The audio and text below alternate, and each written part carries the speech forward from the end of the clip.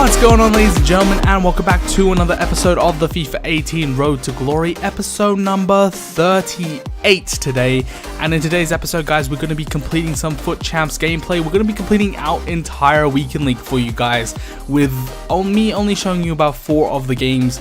And on top of that, guys, we're also going to be completing the Pirlo SBC for the end of era Pirlo, and yeah, it should be a pretty decent episode. Hopefully you guys stick around for that, because I think I did that for relatively cheap, so I was very happy with it.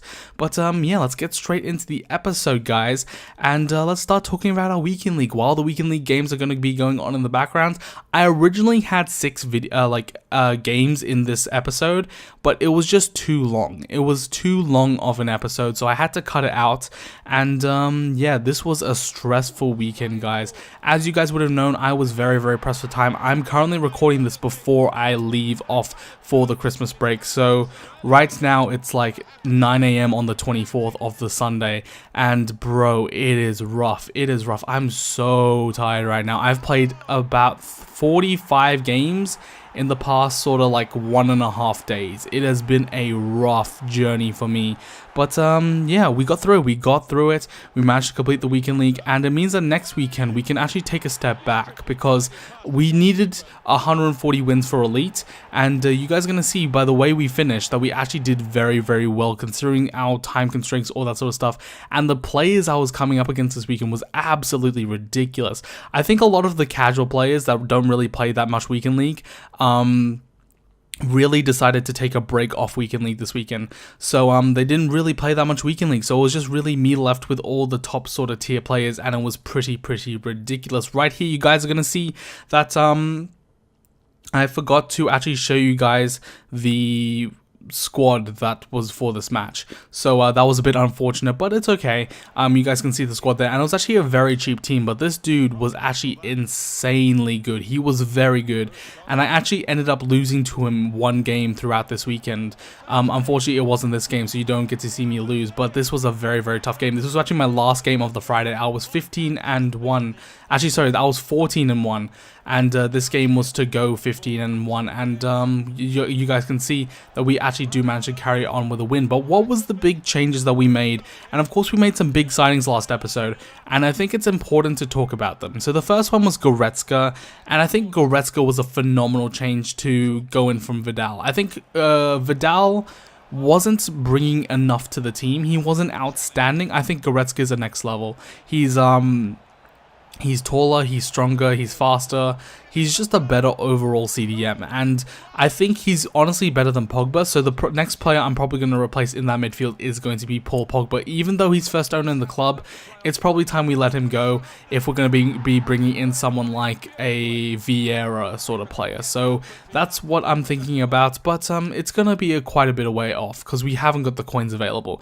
Now the next change I made this weekend was also De Gea for Farman, and after playing 40 games with Farman, I must say that there's not much difference between the two keepers. They're both very good keepers. As you can see right here, we're actually 16, I believe, and 1, which put 15-1, which put us up to number 1 in the world on Friday night, which was actually pretty crazy. I was like, whoa, we're number 1 in the world, like that is crazy. But yeah, I hit a bad run of form, and right here, guys, you are going to be seeing a whole bunch of me just listing up all the Calcio A players because they were sellable for the Pirlo SBC, so we managed to make a whole bunch of profit on that. And we're actually going to sell on Bernardeschi here, who's played 269 games for the club, an absolute hero, a squad battles hero. He's the reason why we have so much of our club, and we're going to list him up, and he's actually going to sell for about 5,000 coins, so that is a very good sell on profits there. And I'm just happy with the team in general. I'm happy with all these players, and I'm happy that we've made a lot of coins. We're now back up to 311,000 coins, and what you guys wouldn't have seen off screen was I also invested in some of these discard informs. So there's this one dude who was going for about 10,000 coins, and I thought it was a great investment, and so I decided to pick up some of them, and hopefully they'll be sellable during the Team of the Week SBC. So we'll see how we go, and maybe they can sell on, maybe they won't, but we'll see how that goes. But anyway, guys, as I was saying, Farman and De Gea, I don't know which one's better. I honestly think they're very similar keepers, and I think they both do ridiculous things. The thing is, guys, is that why have De Gea a 200k card when you can have Farman who's 4,000 coins? like, at that point, I might as well just keep farming. I honestly think farming is so much more of a better card for the price point, and it just doesn't warrant me having De Gea. And until we get like something like an Icon Van der Sar or something like that, we're going to be keeping farming in the team. Now, the final change I made to this weekend league setup is also Heung-min Son as a super sub, his 86 rated card. And I do believe that card's actually come down a bit in price. It might go back up. I don't really care about the price all too much. But what I must say about this card is that card genuinely won me about 3 or 4 matches this weekend. It was ridiculous, man. It was absolutely ridiculous. And it was clutch when it needed to be. It was clutch when when I desperately needed a goal in extra time. It came through, and it did the business, and it was much needed. I actually really enjoy his card, and just some of the stuff he pulls off, man. Some of the stuff that he pulls off makes his card so much more worth it. But let's talk about the weekend in general. And of course, you guys would have seen just then that we managed to go 15-1 in our first 16 games in the first day. Now that meant our elo was all the way up in like the 2.2 thousand points, which is really ridiculous. Like, I knew that Saturday was going to be a rough day for me, and it was absolutely a rough day. I came up against top player after top player after top player, and it was just a really rough time. It was actually such a rough time, but we managed to get through it. And as you guys can see right now here, we were 20-4 at that point, and then we managed to push on to 31-8. Now my major shifts in my scores was I went to 18-1. And then I went from 18-1 to 22-7, so I went 4-6 at that point. And then afterwards, I went 10-1 to clench Elite 2, which is amazing. That means we get 100,000 coins. We also get one more 100k pack and a premium team of the week pack. And I don't know what the team of the week is going to be like, but of course we're going to get a Barcelona inform probably because they won 3-0 against Real Madrid in the El Clasico. And then we'll probably get a Man City inform of some type, and like I think there's a Harry Kane or something. It's going to be a pretty decent team of the week, and I expect EA to make it a pretty decent team of the week because I have a feeling this is when a lot of people are going to be picking up FIFA and they want to make as much money as possible.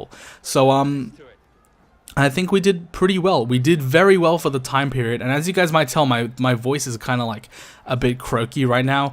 It's just because I'm really tired, man. Like, I am just like exhausted. I'm probably just gonna go ahead and sleep straight after I start rendering this, and we'll see how we go from there. But hopefully, guys, the commentary isn't too bad for you. But as you guys can see right here, this is the last game, and we're up against Gunnar, who's actually a pretty decent player. He's got a very good team, and this was a hard game. This was actually genuinely a very hard game.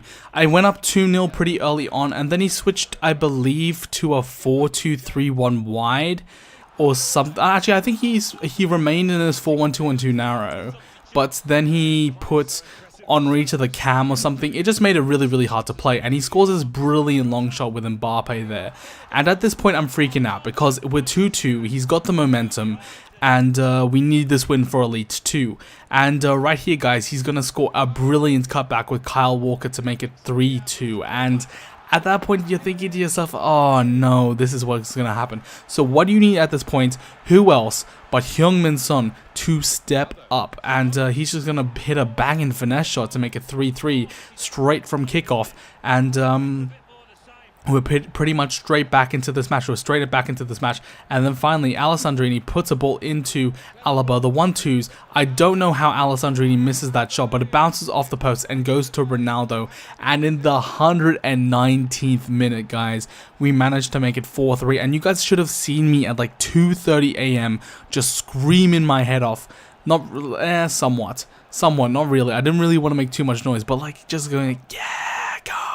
You know what I mean? Like, I was like screaming my head off because we had just won Elite 2 on the road to glory once again. That's our third time we've hit 32 wins, which is our best finish overall. And it's come in a weekend which is so rushed against so many good players. It just means that it's good. It's good. That means we can do stuff in the sort of things. And of course, that means we're currently 6th in the world right now. That probably would mean that I'll drop out of the top 100 later down the line, because I don't expect me to finish in the top 100 with 32 wins at all.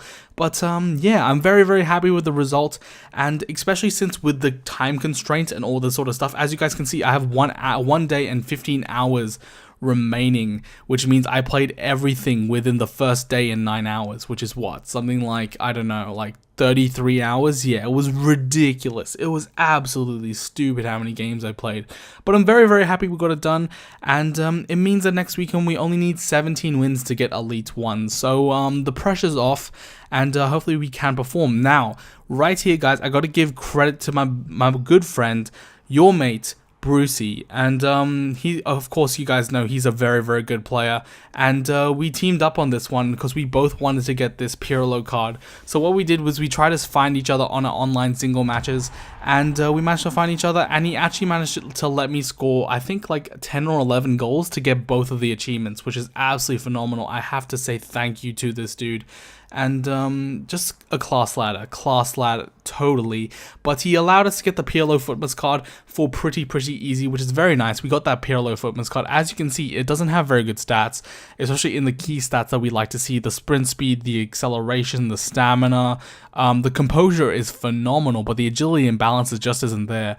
And of course, it's not the best of cards, but we are going to do this Pirlo SBC because he's a 91 rated card, and he's only going to cost us this squad, basically. So as you guys can see, this is a pretty cheap squad.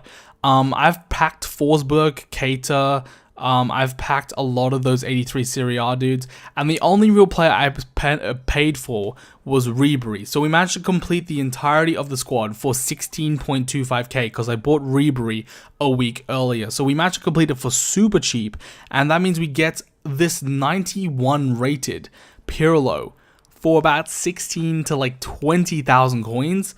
Bruh, I'm not gonna complain about that. That's a card that could go into an SBC, but to be honest, guys, I don't think this is a card that you can put through an SBC. You can't give that sort of disrespect to this man. This man is a legend, an icon of the game, and it really is the end of an era seeing Pirlo retire, man. He is just like, he's won World Cups, he's won trophies with Juve, like, man, and like just the player, the dude is class, and of course the majestic beard, of course, you can't forget that majestic beard.